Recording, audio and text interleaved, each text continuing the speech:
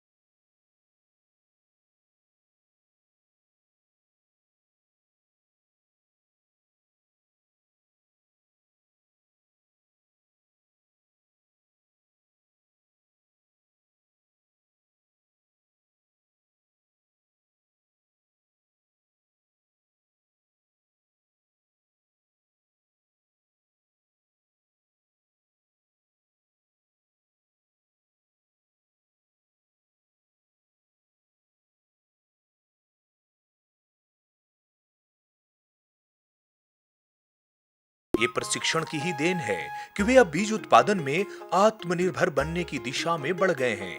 ये विकास भारती से हम लोग जुड़े हुए हैं सर। सब हम लोग को विकास भारती की तरफ से मिलता है धान का बीज। हम लोग पहले तो नहीं जानते थे, लेकिन जब 2009 से हम लोग को वहाँ पता चला तो वहीं से हम लोग को बीज भी मिला। फर्स्ट में तो हम लोग को फ्री में मिला था, उसके बाद में खरीदना पड़ता है अब तो, लेकिन टोटल बीज वहीं से ला के हम लोग करते हैं। धान भी लाते हैं, धान को भी बेचते हैं वहीं। दुगुना फायदा हम लोग को हो जाता है उसमें। बीज उत्पादन की वजह से आज यहाँ के फसलों का न सिर्फ उत्पादन बढ़ा है बल्कि उनकी गुणवत्ता भी बढ़ी है। उत्पादन के बढ़ने से यहाँ के किसानों की आय भी दोगुनी से ज्यादा हो गई है और इनकी आर्थिक स्थिति में जबरदस्त सुधार हुआ है। पहले हमको ही अपने ही बता रहे हैं, हमको खाने के लिए नहीं होता था ढंग से। अभी हम अपने से खेती कर रहे हैं वही खेत में, उसी में हमको करीब 70-80 हज़ार का हम साल में बेच भी देते हैं। खाने के लिए रख के लिए भी रखते हैं अपना, कुछ बहुत तो घर में भी लगाते हैं पुराना बीज को खाने के लिए, और ख़रीद के लाते हैं बिशुनपुर से जी, उसको वहीं दे देते हैं। पहले हम लोग प्राय हल से ही खेती उती कर लेते थे, प्राय क्या 100% करीब, लेकिन अभी 5-6 ट्रैक्टर गांव में हो गया है, इसलिए जुताई का प्रॉब्लम तो ख़त्म हो गया। जुताई में कोई प्रॉब्लम नहीं है, थोड़ा बहुत प्रॉब्लम है तो मजदूरी का है, और मैंने बाकी सब ठीक है। अच्छा, पहले हम लोग फर्टिलाइज़र वगैरह का, केमिकल फर्टिलाइज़र का यूज नहीं करते थे, लेकिन अब मैंने उसके बगैर कोई खेती नहीं करते हैं, और साथ साथ में गोबर भी देते हैं।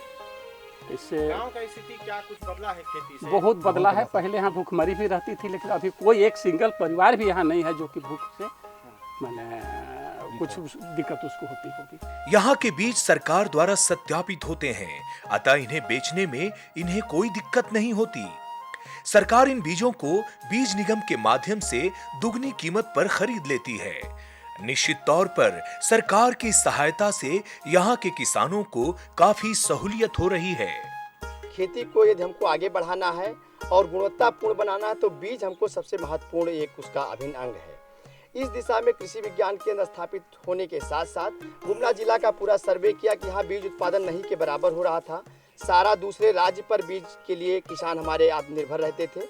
इस दिशा में कृषि विज्ञान केंद्र गुमला 2009 में ही 10 बीज उत्पादन समिति बना करके और बीज उत्पादन 2009 से शुरू कराया। जहाँ पर हम लोग खड़े हैं, ये गुमला जिला का बसिया प्रखंड का नारेकेला गांव है। कृषि विज्ञान केंद्र से 125 किलोमीटर दूरी पे है। यहाँ पर हम लोग शुरू में बीज उत्पादन बना करके 20 हेक्टेयर में बीज उत्पादन का काम करा रहे थे ललाट का।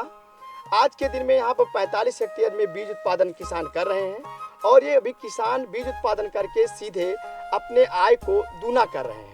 इसी तरह से कुटबू गांव, जहां का वातावरण पशुपालन के लिए उपयुक्त है, वहां भी किसान समूह बनाकर सुकर पालन कर रहे हैं और अपनी आमदनी को अच्छी खासी वृद्धि भी कर रहे हैं। यहाँ के लोग केवीके की मदद से टीएनडी नस्ल के सुकर का पालन कर रहे हैं। शुरुआत में तो हम लोग को आइडिया नहीं था, हम लोग देहाती तौर से 2-4 स्टार्ट किए थे, देहाती नस्ल का था। अभी से 7 साल पहले हम लोग स्टार्ट किए थे। उसके बाद बिशुनपुर गुमला कृषि विज्ञान केंद्र गुमला के तहत हम लोग ट्रेनिंग लिए आर्या के तहत, और वहीं से हम लोग को टीएनडी नस्ल का ब्रीड मिला, और हम लोग अपना गांव में अभी 1 साल से पाल रहे हैं। और हम लोग का ग्रुप है लड़के लोग का, और जो बाहर लोग जाता है कमाने के लिए उसमें अब नहीं जाते हैं, और सारा ग्रुप है उसमें जितना बच्चा यहाँ से हम उत्पादन करते हैं सभी को देते हैं, और सेलिंग जो है मार्केटिंग बेसिस पे, तो अब जो सही रेट में नहीं मिल पाता था हम लोग को, यही मार्केट में औने पौने ऐसे जो भी है कम बेसी दाम में मिल जाता था। तो अभी उसको हम लोग क्या कर रहे हैं ना, इकट्ठा करके रांची भी भेज रहे हैं, और जो अच्छा मार्केट जहाँ पे हो रहा है वहाँ पे उसको हम लोग सेल कर रहे हैं। यहाँ के किसान विनोद कुमार साहू बताते हैं कि उन्होंने मात्र 3 सुकरों से अपने इस व्यवसाय की शुरुआत की थी, और आज इनका व्यवसाय व्यापक रूप ले चुका है, और आज इनके साथ 15 से 20 लोग और जुड़ गए हैं। शुरुआत में देखिए पूंजी का अभाव था, मेरे पास 3 ही था, 2 मादा थी और 1 नर था, उसी में हम लोग स्टार्ट किए थे। उसी करते करते उस समय मेरा मात्र 5000 का पूंजी लगा हुआ था। 5000 का पूंजी लगा हुआ, तो देखे कि भाई उसमें 1 साल में मेरा थोड़ा फ़ायदा हुआ, 50-60 हज़ार हो गया। तो हम देखे कि शायद इसमें ज़्यादा बेनिफिट है, लेकिन उतना नहीं हो पा रहा था, बीमारी की वजह से जानकारी वगैरह नहीं था। तो फिर हम लोग को पता चला गुमला बिशुनपुर के माध्यम से, तो वहाँ ट्रेनिंग किए, और अभी 1 साल से पाल रहे, तो अच्छा ग्रोथ है। अभी मेरे अंडर में 15-20 लड़के लोग हैं। मेरा यहाँ से चूजा भी डिस्ट्रीब्यूट हुआ है। ये किसनी गाँव है यहाँ से आपका 30 किलोमीटर, वहाँ मेरा बच्चा गया हुआ है, 4 बच्चा। उसके बाद यहाँ हरहरा बोलते हैं वहाँ गया हुआ है, सड़क टोली बोलते हैं वहाँ गया हुआ है। 30 बच्चा था, अभी मेरे पास मात्र 5 बचा हुआ है। सारा इधर उधर अभी सब हम लोग का जो ग्रुपिंग है उसमें ही है। सुकर पालन में विनोद कुमार साहू सुकरों के आवास तथा उनके खान पान का विशेष ख्याल रखते हैं। सुकर के बच्चों की सुरक्षा के लिए उन्होंने सुकरों के आवास में गार्डवाल की व्यवस्था कर रखी है। इससे नवजात शिशुओं को सुरक्षा मिलती है तथा उनकी मृत्यु दर भी घट जाती है। जो गार्डवाल जो हम लोग दिए हैं वो प्रजनन के लिए है, जैसे बच्चा मर जाता था दब के साइड में, जो दीवार में जब बच्चा जन्म होता है तो साइड में वो माँ साइड में दीवार की ओर एक हो जाती है तो उससे मर जाता है। तो गढ़वाल दिए तो उसमें क्या होता है ना, गढ़वाल में वो अटक जाती है और बच्चा नीचे रह जाता है, तो उससे हम लोग का जो चूजा है वो नष्ट नहीं होता है। लेकिन देहाती में तो ऐसा गढ़वाल वगैरह हम लोग डालते नहीं थे। आज इनकी वजह से अन्य लोग भी सुकर पालन की ओर अग्रसर हो रहे हैं। अन्य किसान इन्हें देखकर इनके पास से सुकर पालन के लिए टीएनडी नस्ल के सुकर ले जाते हैं। वो लोग भी पहले देहाती पालता था, जब यहाँ आके देखने लगा, यहाँ आता है मेरे यहाँ धान वगैरह कुटाने, तो आदमी का ये हो गया, प्रचार हो गया, तो देखता है कि भी बहुत अच्छा नस्ल है, तो लोग को पसंद लगा तो अपना पुराना नस्ल छोड़ के मेरे यहाँ से लेके गया है। और अभी आप वो लोग भी बोलता है आके भी अच्छा बढ़ रहा है, जल्दी बढ़ रहा है, कम खा रहा है, बीमारी नहीं हो रहा है, यही है, तो हमको भी अच्छा लगता है, चलिए अच्छा है। इसी तरह से कामडारा प्रखंड का गाढ़ा गांव, जहां लाह की खेती के लिए संसाधनों की कोई कमी नहीं है, वहां के किसान लाह की खेती करके लाह बीज के मामले में आज आत्मनिर्भर हो गए हैं। ये ब्रूड लाह अपने लिए तो उपयोग में ला ही रहे हैं, साथ ही साथ उसे बाहर भी बेच रहे हैं और अपनी आमदनी में वृद्धि करके अपनी आर्थिक स्थिति भी सुधार रहे हैं। कि कृषि विज्ञान केंद्र गुमला जब से लाह की खेती को इनिशिएटिव लिया है, क्या हुआ कि पहले जो है कृषि विज्ञान केंद्र जब से हम लोग शुरू किए, लाह पर ध्यान हम लोग दे रहे हैं, तो उसमें क्या है, पहले ब्रूड लाह जो है बाहर से हम लोग खरीद के लाते थे, किसान बाहर से खरीद लाता था, दूसरे जिला से खरीद के लाता था। बिहन के लिए यहाँ पर कोई साधन नहीं था, बिहन नहीं मिल पाने के कारण लोग जब लाह की खेती करते थे तो सबसे ज़्यादा बिहन महंगा होने के कारण बहुत कॉस्टली होता था, जिससे यहाँ पर किसान जो है पूरी तरीके से लाह की खेती नहीं कर पाते थे। लेकिन कृषि विज्ञान केंद्र इन लोगों के साथ मिल कर के ट्रेनिंग इनको कराया गया, उसके साथ साथ में इनको डिमॉन्स्ट्रेशन के माध्यम से, OFT के माध्यम से इनको एक प्रशिक्षण दिया गया, जिसके कारण आज ये जो है गांव जहां हम लोग खड़े हैं, जो गाढ़ा गांव है, ये पूरी तरीके से बिहन के लिए, ब्रूड लाह के लिए सेल्फ सफिशिएंट हो गया। प्लस यहाँ के किसान खुद से दूसरे एरिया के लिए यहाँ से ब्रूड लाह बेच भी रहे हैं। यहाँ के किसान बताते हैं कि लाह की खेती इनके पूर्वज भी किया करते थे। जब से लाह बीज की कमी हुई तब से यहाँ खेती बंद हो गई थी और इन लोगों ने कृषि विज्ञान केंद्र से विधिवत प्रशिक्षण प्राप्त किया और पुनः इसकी शुरुआत की। और यहाँ देखने समझने का प्रयास कर रहे हैं कि यहाँ इस क्षेत्र के जो नवयुवक हैं कृषि से संबंधित क्षेत्रों में किस तरह से काम कर रहे हैं। कभी यह क्षेत्र अशांत रहा था, लेकिन आज की स्थिति में काफ़ी बदलाव हो गया है, चाहे वो कृषि का क्षेत्र हो, पशुपालन का क्षेत्र हो या कीट पालन या कहें कि लाख का क्षेत्र हो। हमारे साथ में इसी गांव, इसी पंचायत के शख्स हैं, इसे जानेंगे कि लाख की खेती की क्या स्थिति है यहाँ पे।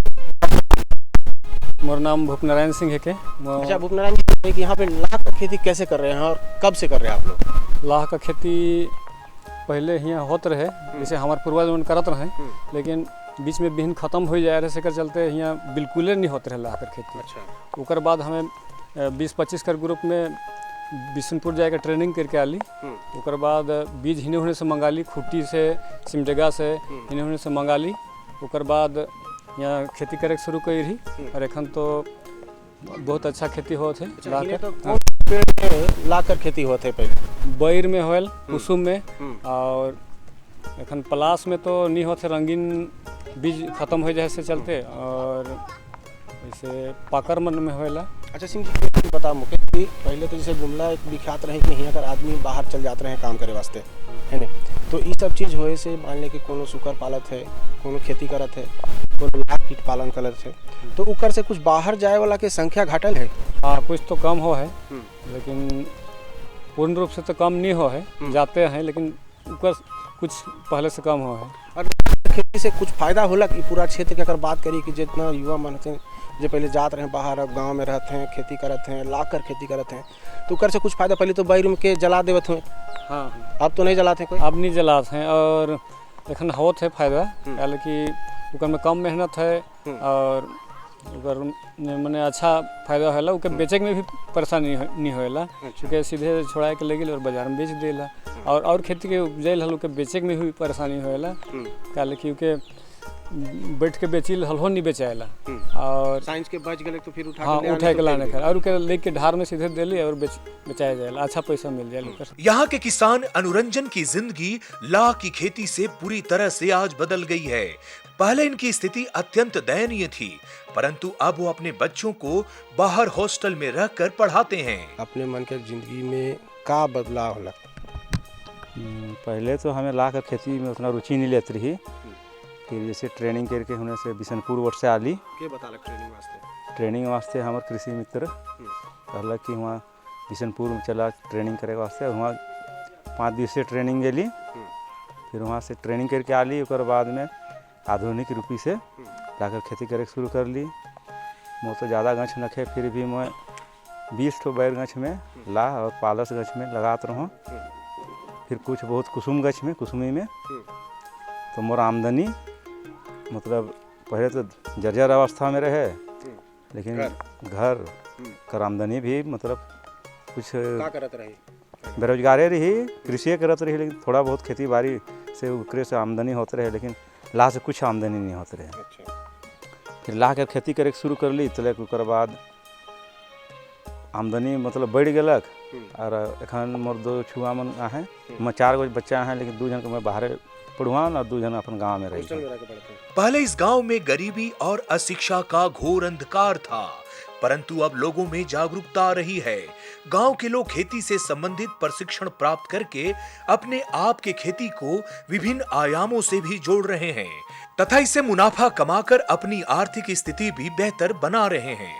पहले यहाँ पर कुछ कर सुविधा नहीं रहे, आदमी मन हिने हुने भटक जाते रहे। एखन जैसे ये सब कृषि में ट्रेनिंग करते हैं, लाह में ट्रेनिंग करते हैं, शिक्षित होते हैं, मतलब सीखत हैं, आमदनी बढ़लक हल, अपने भी कुछ जागरूकता आवत है। और सुधार तो अखन आधुनिक रूपी से सुधार हो जाए है। सरकार और कृषि विज्ञान केंद्र के इस तरह के प्रयासों से पूरा गुमला क्षेत्र में सकारात्मक बयार बही है। आज ये क्षेत्र जहां पहले अशांति की तथा जहां से किसानों का पलायन बदस्तूर जारी रहता था, वहां इस तरह की खेती से पलायन रुका है। साथ ही साथ यहाँ के किसानों का जीवन स्तर भी ऊंचा उठा है। देखिए, इसका सकारात्मक प्रभाव जो आप देख ही रहे हैं गांव में कि पहला चीज़ तो प्लान में बहुत ही कमी आई है। हम ये नहीं कहेंगे कि प्लान कंप्लीट रुक गया। अलग अलग गांव में अलग अलग उसका स्तर है। किसी गांव में जहां पर ज़्यादा उपलब्ध संसाधन है, किसान जागरूक है, वहाँ पर प्लान कम्प्लीटली रुक गया है। लेकिन निश्चित तौर से हम कह सकते हैं कि प्लान जो है हमारा 60 से 70% कम हुआ है। लोग को यह महसूस होने लगा कि जहाँ पर हम हैं, जिस गांव में है, हमारे गांव में जो संपदा है, अगर उसका उचित प्रबंधन करेंगे तो निश्चित तौर से हमारा एक आय का सुदृढ़ संसाधन बनेगा।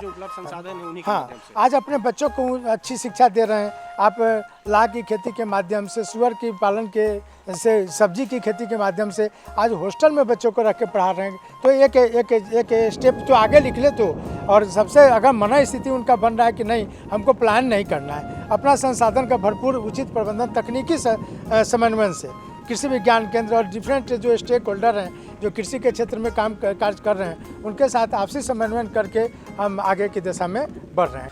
अपने झारखंड में प्राकृतिक संसाधनों की कोई कमी नहीं। यहाँ यदि प्राकृतिक संसाधनों का उपयोग कर कृषि के अन्य आयामों को भी अपना लिया जाए तो किसान अपनी जिंदगी की तस्वीर बदल सकते हैं। गुमला जिले के किसानों ने प्रकृति की शक्ति को पहचाना है। वे प्रकृति के संसाधनों का उपयोग करके अपनी खेती को नई दिशा भी प्रदान कर रहे हैं तथा अपनी आय को दुगनी भी कर रहे हैं। यही कारण है कि क्षेत्र में प्रकाश की नई रोशनी प्रस्फुटित होने लगी है। तो देखा ना किसान भाई बहनों, हमारे विनोद साहू जी ने किस तरह लाह से उन्नति की ओर चले हैं। हमें पूरा विश्वास है कि इनका ये सफर देख के आपको भी ऐसा जरूर लगा होगा कि खेती के अलावा आप लाह की भी खेती कर सकते हैं। चलिए, हम इसी तरह आपसे मिलते रहेंगे, लेकिन समय हो गया है आपसे विदा लेने का। विदा लेने से पहले हम चाहेंगे कि आप हमारा ये पता जरूर नोट करें, ताकि कृषि से संबंधित कोई भी समस्या हो, समाधान हो या सुझाव हो तो आप हमें हमारे पते पर लिख भेजें। हमारा पता है कार्यक्रम कृषि दर्शन, कृषि प्रकोष्ठ द्वारा केंद्र निदेशक, दूरदर्शन केंद्र, रातू रोड, रांची, पिन संख्या 834001। तो चलिए, अब आप मुझे और मेरी पूरी टीम को विदा दीजिए। जोहार।